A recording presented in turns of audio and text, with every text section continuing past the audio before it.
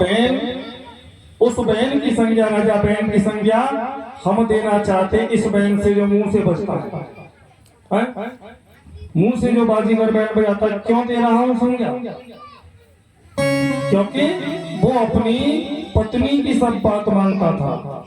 जैसे ये बच्चा हमारा ऑर्गेनाइजर, इसके हाथ में ये ऑर्गन है और मैं कहूंगा कि बैंड बजा के दिखाए।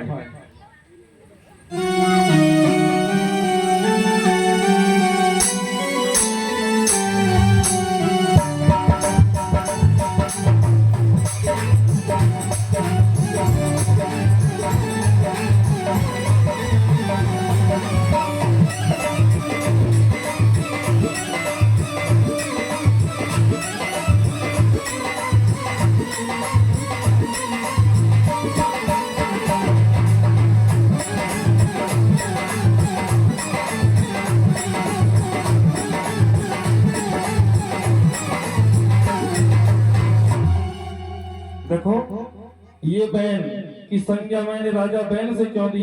क्योंकि बहन मानता था पत्नी की बात। पत्नी कहती रो तो रोता, और सो तो सोता, खाओ तो खाता, पियो तो पीता। चलो बात पत्नी की आ गई है तो बता दूं पत्नी क्या होती है। पत्नी वो होती है जो पति से तनी तनी रहती है। पत्नी वो होती है जो पति से हर समय तनी तनी रहती है, उसे कहते हैं पत्नी। और परीक्षक जी तुम एक बात समझ लेना, और यहाँ पर जितने भी समझदार बैठे हैं सब समझ लेना, हमारी तुम्हारी पत्नी नहीं, ये धर्म पत्नी है। ये कौन है? धर्म की पत्नी, धर्म पत्नी। और धर्म पत्नी उसे कहते हैं जो हर कार्य में, धर्म के कर्म के सब कार्य में हमारा सहयोग प्रदान करे, उसे कहते हैं धर्म पत्नी। और अगर केवल पत्नी तो फिर पति से तनी तनी, उसे कहते हैं। बोले गोविंद भगवान की जय।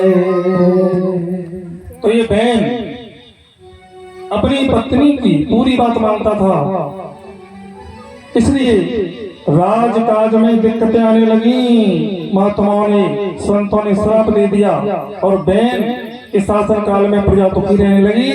बहन के शरीर का मंथन करके महाराज पृथु को प्रकट किया। महाराज पृथु की पत्नी का नाम है अर्ची। ये साक्षात लक्ष्मी का अवतार कहलाई। और ये लक्ष्मी मैया की जय हो। और पृथु महाराज ने 99 यज्ञ किए। इसे भगवान प्रसन्न हुए तो पृथु महाराज ने 1000 कानों की शक्ति मांगी। यज्ञ किए 99, तो भगवान प्रसन्न हुए तो भगवान से क्या मांगा कि मुझे 1000 कान दे दो। कितने कान? 1000। अब बताओ 1000 कानों को कान मिल जाए तो कहां पर लगाओगे? 1000 कान मिलने का मतलब 1000 कानों की शक्ति दे दो। अब तुमसे कोई पूछे कि 2 कान पर्याप्त है, बोले गुरु जी 2 ही कान बचे बचे घूम रहे, तुम्हारी सुन रहे और पड़ोसी की सुन ले रहे, पीछे बारे में जो आवाज हमारे कान में आ रही है। लेकिन पृथु महाराज ने 1000 कानों की शक्ति मांगी। बोलिए गोविंद भगवान की जय। और पृथु के पुत्र हुए अंतर्ध्यान, अंतर्ध्यान के हुए हविर्धान, और हविर्धान के हुए प्राचीन वर। प्राचीन वर राजा ने 100 यज्ञ किए, हजारों घोड़ाओं की बलि चढ़ा दी, हजारों बकराओं की बलि चढ़ा दी। एक दिन नारद बाबा जब आए तो नारद बाबा से पूछा कि तुम मुझे धन्यवाद दो। नारद जी बोले काहे का धन्यवाद रे? तूने हजारों घोड़ाओं की बलि चढ़ा दी यज्ञ में, हजारों बकरों की बलि चढ़ा दी। अरे पगले, पाप तो पाप होता है, पाप तो पाप होता है, चाहे यज्ञ के बहाने करो चाहे किसी और के बहाने करो। सभी जानते हैं पाप क्या होता है, और पाप पाप ही होता है।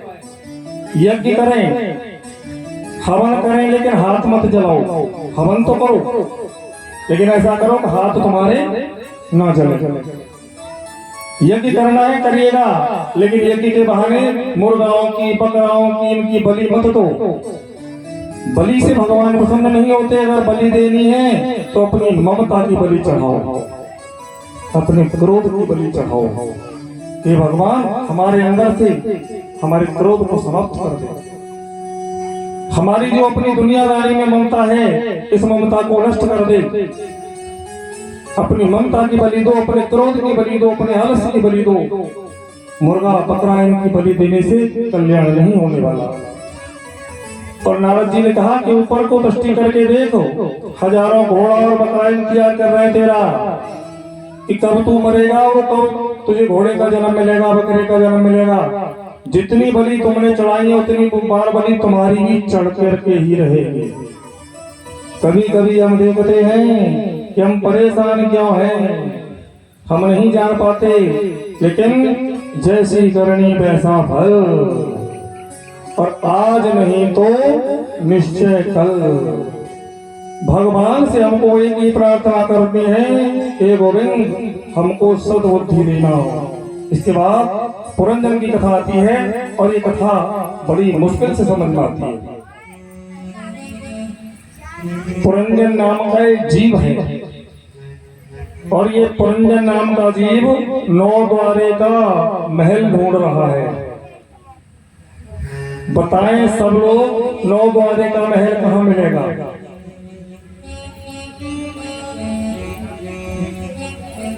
नव द्वारे पुरे देही। ये 9 द्वारे का पिंजरा तुम्हारा शरीर है। ये पुरंजन 9 द्वारे के शरीर महल को देखने के लिए जगह जगह भ्रमण कर रहा है। 9 द्वारे का पिंजरा तामे पंछी को, और जब ये 9 द्वारे का शरीर मिल गया, ये शरीर ही 9 द्वारे का महल है। 9 द्वारे पुरे देही कहते हैं उस 10 द्वार, लेकिन मेरी राय में 9 ही द्वार है। और पुरंजन नाम का जीव 9 द्वारे के शरीर में महल में प्रवेश कर गया और वहां पर एक महिला मिली, एक मैया मिली, उसका नाम है बुद्धि। तो बुद्धि से जीव ने पूछा कि तुम कौन हो? उसने कहा कि जानते तो मैं हूं ना हूं, पर हाँ इतना जानती हूँ कि अगर तुम मेरे मदद करोगे, साथ रहोगे, तो मैं तुम्हारी मदद जरूर कर दूंगी। इसका नाम है बुद्धि। अंदर और गया तो बुद्धि ने कहा मैं अकेली ना हूं, मेरी 5 सखी हैं। ये 5 कौन है? 10 सहेली, 5 कर्मेंद्रियां और 5 ज्ञानेंद्रियां। मन बुद्धि चित्त अहंकार। बुद्धि अकेली नहीं है, बुद्धि की 10 सहेली संग में है। और आगे बढ़ा, अंदर बैठा मन जिसे कहते हैं विसुचीन, और अंदर गया तो 5 वन का नाग मिला, इसे कहते हैं पंच प्राण। सब शरीर सो जाता है लेकिन ये पंच प्राण नहीं सोते। जिस दिन ये पंच प्राण सो जाएगा उसी दिन गोविंदा नमो नमः हो जाएगी। और आज परमात्मा देखो, हमारे कान के पास से अगर बाल सफेद पड़ने लग जाए तो समझ लेना चाहिए कि मृत्यु ने, परमात्मा ने पहली घंटी बजा दी। श्रवण समीप भय शीत केसा, मन हो जर